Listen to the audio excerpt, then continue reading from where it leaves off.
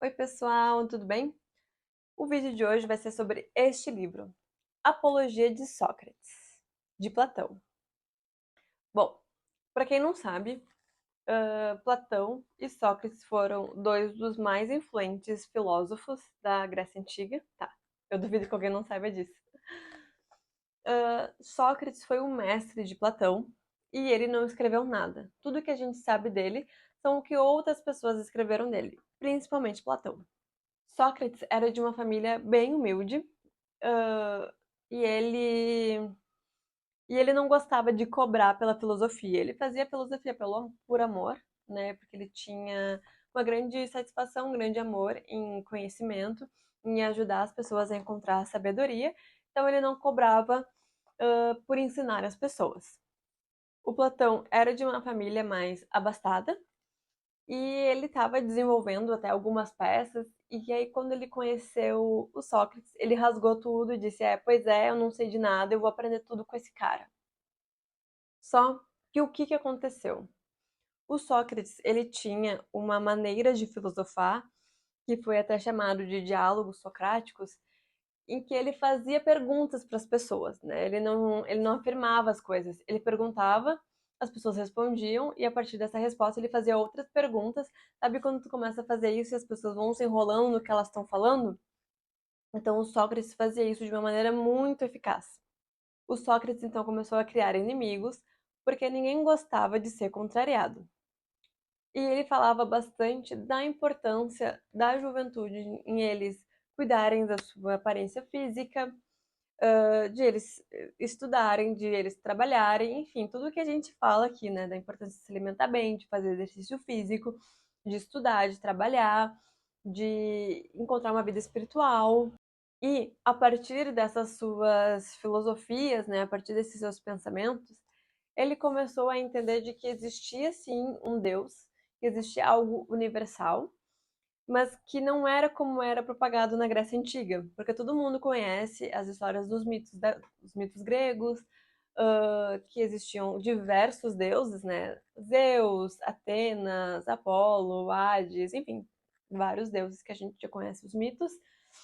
Esses deuses eles eram parecidos com os homens, eles tinham falhas, eles brigavam entre si.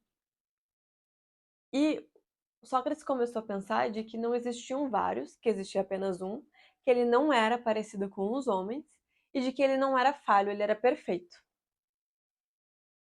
Com todas essas suas ideias e com essas suas propagações, Sócrates começou a criar muitos inimigos. Então, ele foi condenado à morte por corromper a juventude e negar os deuses da cidade. Então, em 399 a.C., com 70 anos, Sócrates teve que tomar um veneno chamado cicuta para se matar, porque ele foi condenado por esses dois motivos. Bem desiludido com essa democracia de Atenas que o condenou, Platão teve uma crise. E aí foi viajar para a Itália, tentou fazer golpe político lá, não deu certo, virou escravo, e aí voltou para Atenas, e foi quando ele fundou a academia dele, que é a escola dele, em que ele atuou lá por 40 anos. Platão não deixou herdeiros. Mas Platão, ele era um discípulo de Sócrates, né? E ele ficou bem desiludido com isso. E este livro aqui conta o discurso de Sócrates quando ele estava tentando se defender das acusações para que ele não morresse. O júri era composto por 501 atenienses, e as diferenças de votação foi menos de 30 votos, que condenaram Sócrates à morte. E aí isso foi outra das coisas que começaram a ver que a democracia nem é tão justa assim, porque por uma votação tão apertada, uma pessoa foi condenada à morte. Então, de repente, a democracia não era o melhor dos regimes. Eu vou ler então aqui uns trechinhos para vocês, porque eu acho bem interessante. Antes de ler, porque vai ser umas palavrinhas aqui, a gente precisa contextualizar o que que é daimon. Daimon é como se fosse um ser, um espírito que fica entre o céu e a terra. Ele não é nem a divindade, mas ele também não é humano. Como se fosse um anjo, alguma coisa assim, mas não é bem um anjo também, né? É esse espírito que faz a ligação entre o céu e a terra.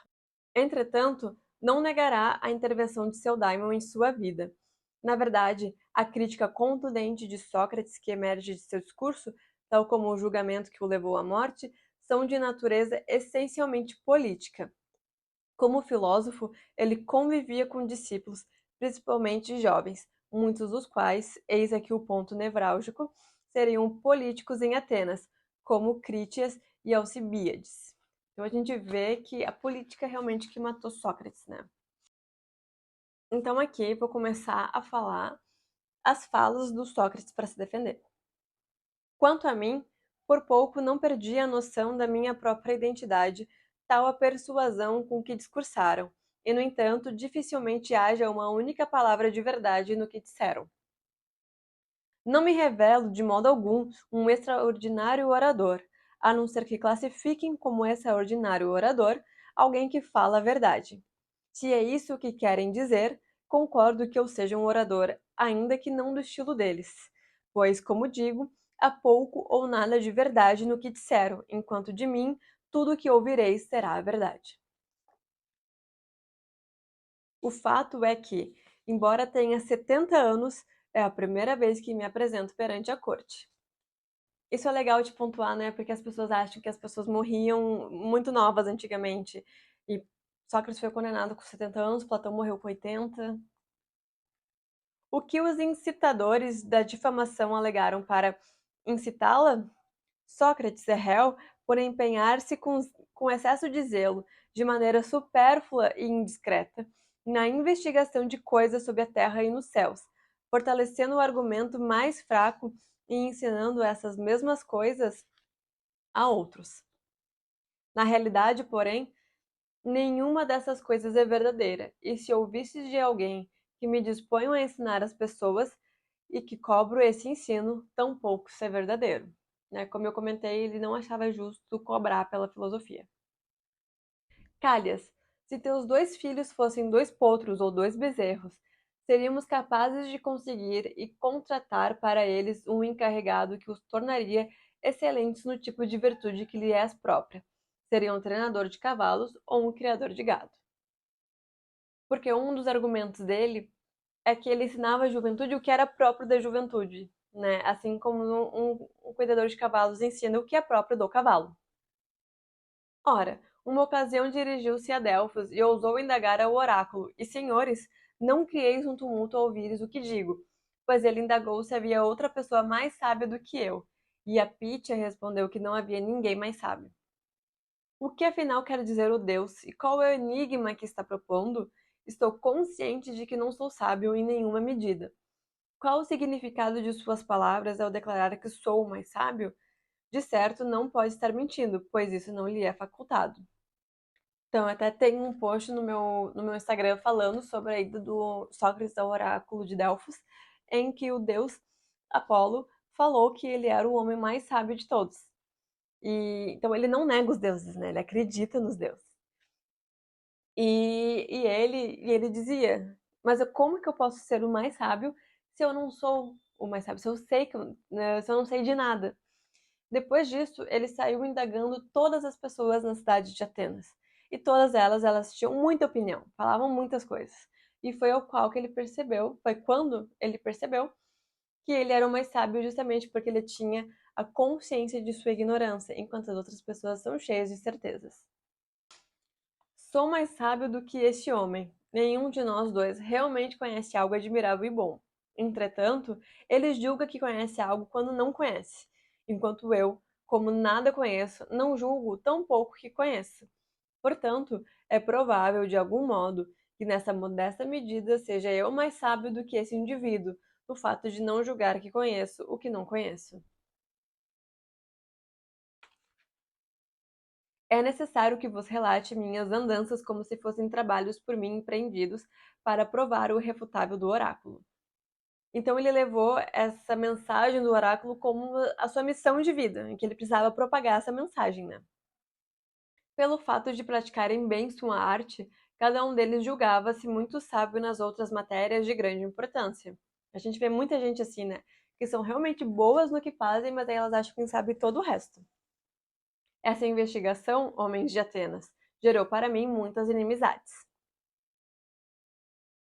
Assim, prossigo ainda agora nessa busca, investigando, segundo o comando do Deus, todo indivíduo, cidadão ou estrangeiro que julgo ser sábio. Então, se não julgo o que é, presto assistência ao Deus e mostro que a pessoa não é sábia. Devido a essa ocupação, não disponho de tempo para dedicar-me em qualquer medida aos negócios públicos ou aos meus próprios, vivendo em meio à grande pobreza devido ao serviço que presta ao Deus. Ademais, os jovens que dispõem de muito ócio, filhos dos homens mais abastados, acompanham-me por vontade própria, experimentam prazer ouvindo indivíduos sendo examinados e, com frequência, imitam-me efetuando suas próprias inquirições. Com isso, imagino que descobrem uma grande quantidade de pessoas que julgam saber algo, quando pouco ou nada conhecem. O resultado é os por eles examinados se enraivecerem comigo, em lugar de dirigirem sua raiva para os próprios jovens e declararem que Sócrates é o mais pestilento dos indivíduos e está corrompendo a juventude. E quando alguém lhes pergunta o que faz e ensina ele para corrompê-los, eles ficam emudecidos e nada têm a dizer, porquanto não o sabem, e para que não pareça que estão confusos, utilizam essas acusações disponíveis para serem dirigidas a todos os filósofos, ou seja, que ensina as coisas do ar e as coisas sob a terra, e não crê nos deuses e torna mais forte o argumento mais fraco. Pelo que parece, todos os atenienses contribuem para tornar os jovens admiravelmente bons, exceto eu, que com exclusividade os corrompo. É isso que queres dizer? É decididamente isso que quero dizer. Um dos acusadores respondeu. Tu me condenas a uma grande desventura. Responde-me, a ti parece ocorrer o mesmo no caso dos cavalos? Os que os tornam melhores são toda a humanidade, exceto por um único indivíduo que os corrompe? Ou a verdade é precisamente o contrário? Quem os torna melhores é um só indivíduo, ou uns pouquíssimos, os cavaleiros, ao passo que a maioria das pessoas, se tiver que lidar com cavalos e utilizá-los, os corrompe. Gozaríamos de uma situação de suma felicidade, no caso dos jovens, se um único indivíduo os corrompesse enquanto todos os outros os beneficiassem. A mim se afigura que se contradiz na declaração acusatória da ação, como se estivesse declarando: Sócrates é réu por não crer em deuses, mas realmente crê em deuses. E seguramente essa é a atitude de um gracejador. Há alguém que acredita em coisas pertinentes aos daimons, mas que não acredita em daimons? Porque o Sócrates ele consegue provar que ele acredita nos deuses. Ora, homens de Atenas, não parece requerer uma prolongada defesa para demonstrar que não sou culpado das acusações de acordo com o depoimento jurado da ação pública, movida por Meleto contra mim, bastando o que foi dito. Mas podeis estar seguros da verdade do que eu declarei antes, ou seja, de que me tornei muito impopular, objeto de grande animosidade no pensar de muitas pessoas. E será isso que causará a minha condenação. Isso tem condenado muitos outros homens bons, e penso que continuará a condená-los, e não há riscos de que parará comigo. Mas talvez pudesse alguém dizer: não estás envergonhado, Sócrates, de ter te dedicado a essa ocupação que agora te põe em perigo de seres condenado à morte? Mas eu teria que, para essa pessoa, uma justa resposta. Dizes algo incorreto, senhor, se pensas que um homem que tem algum mérito deve levar em consideração o risco de vida ou de morte. A única coisa que deve se ater em suas ações é se são justas ou injustas e se age como um homem bom ou um homem mau. Aqui uma reflexão minha, né, que a democracia ela é de fácil manipulação. A gente vê bastante isso nas nossas eleições, né, que é fácil comprar eleitores, porque grande parte da população elas não estão interessadas, elas não querem se envolver. Então, acho que o melhor regime político mesmo é aquele que não se pode manipular quem toma decisões. Onde quer que seja que um homem tenha assumido uma posição que crescerá melhor, ou onde haja sido colocado por seu comandante, nela tem ele, pelo que me parece, que permanecer e enfrentar o perigo, sem cogitar da morte ou de qualquer outra coisa, salvo a ignomínia, e a grande desonra infligida por um julgamento público. Mas é possível, talvez, que estejais zangados comigo como pessoas despertas de um cochilo, e quereis esbofetear-me, em conformidade com o conselho de Anito, com que facilmente acabareis me matando.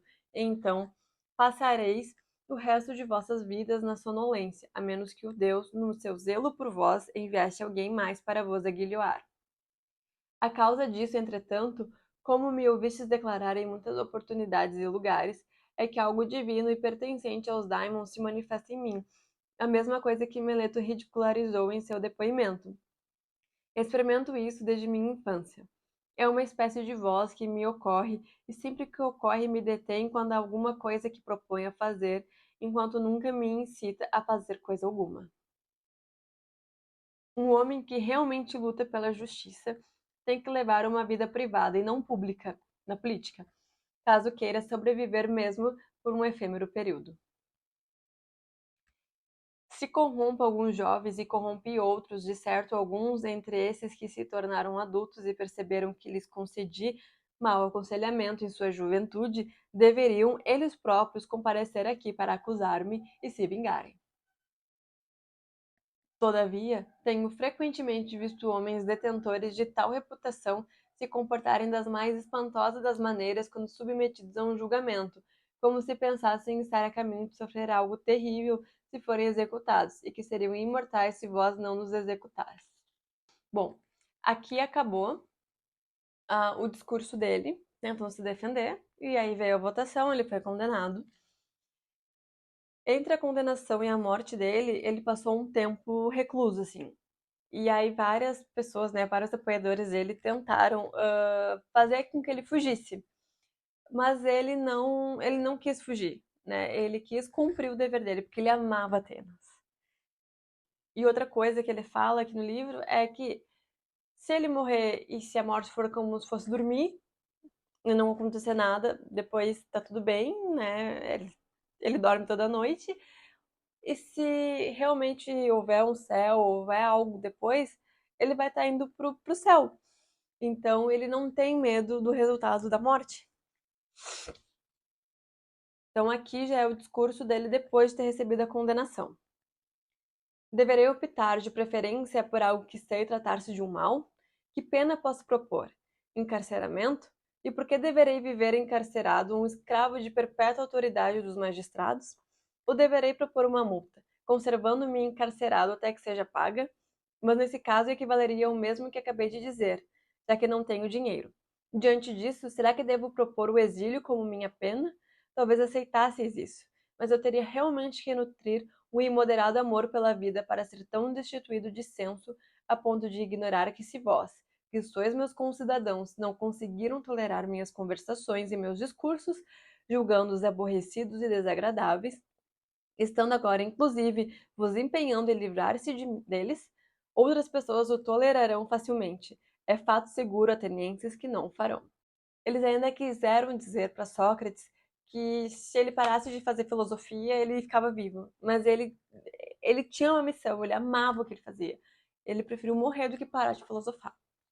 Irei embora agora, condenado por vós e sentenciado à morte. Mas eles daqui sairão condenados pela verdade, por perversidade e injustiça. Aceito minha pena e eles aceitam a sua. Talvez isso tivesse que ser assim, e penso que está bem. E agora quero fazer uma predição para vós, vós que me condenastes. De fato, se acreditais que executando as pessoas impedireis qualquer um de vos censurar por vossa conduta indevida, estáis enganados.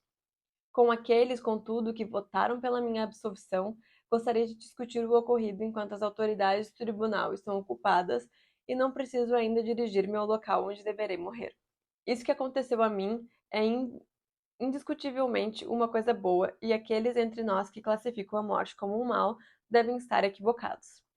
A morte é uma de duas coisas: ou é o nada, de modo que o morto não tem consciência de coisa alguma, ou é, como dizem as pessoas, uma mudança e migração da alma deste para um outro lugar. De fato, penso que se alguém separasse essa noite durante a qual dormiu, sem ter sonhos, e a ela comparasse as outras noites e dias de sua vida, e examinasse devidamente quantos dias e noites de sua vida havia passado mais agradavelmente do que aquela noite, creio que não só um indivíduo particular e comum, como também o próprio grande rei, julgaria que noites como essa são poucas, se comparadas às demais noites e dias. Assim, na hipótese de ser essa a natureza da morte, terei que estimá-la como uma vantagem, uma vez que toda a eternidade pareceria ser então não mais do que uma única noite. Se, por outro lado, a morte é, por assim dizer, uma mudança deste lugar para algum outro, e se o que nos relatam é verdadeiro, ou seja, que todos os mortos estão nesse lugar, que maior bem poderia haver do que esse, senhores juízes? Além de todos os demais semideuses que foram homens justos em suas vidas, seria essa mudança de lugar indesejável? Estou disposto a morrer muitas vezes sucessivas se tais coisas forem verdadeiras, pois de minha parte acharia maravilhosa a vida lá, especialmente em encontrar Palâmedes e Ájax, o filho de Telamon, ou quaisquer outros homens de outrora que perderam suas vidas devido a um julgamento injusto, e pudesse comparar minha experiência com a deles. Deveis também, senhores juízes, considerar a morte com esperança, tendo em mente a seguinte verdade, ou seja, que um homem bom não pode ser atingido por nenhum mal, na vida ou após a morte, e que suas ações não são negligenciadas pelos deuses. Assim, igualmente, isso que aconteceu a mim não aconteceu por acaso. Vejo com clareza que é melhor para mim morrer agora e livrar-me de tais transtornos. Tudo o que peço a eles é o seguinte: quando meus filhos crescerem, senhores, puni-os causando-lhes os mesmos transtornos que causei a vós. Se vos parecer que se importam mais com dinheiro ou qualquer outra coisa do que com a virtude, e se pensarem que são pessoas de importância quando não são, censurai-os como vos censurei, por não se importarem com o que deviam se importar, e penso que se transformaram em pessoas dignas, quando não são dignos de nada. Se assim agirdes, terei sido tratado justamente por vós, o mesmo tendo ocorrido com meus filhos.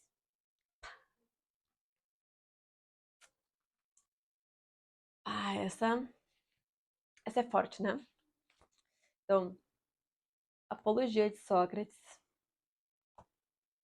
78 páginas, pequenininho, vale a pena.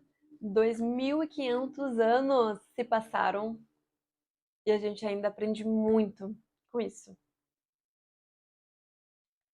É isso então. Me digam se vocês gostaram de vídeos assim sobre livros e eu lendo algumas partes do livro.